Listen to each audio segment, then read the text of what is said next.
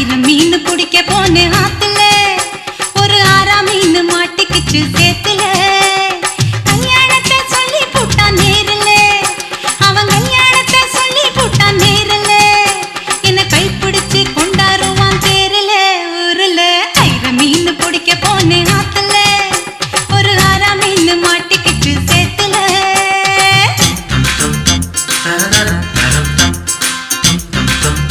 Da da da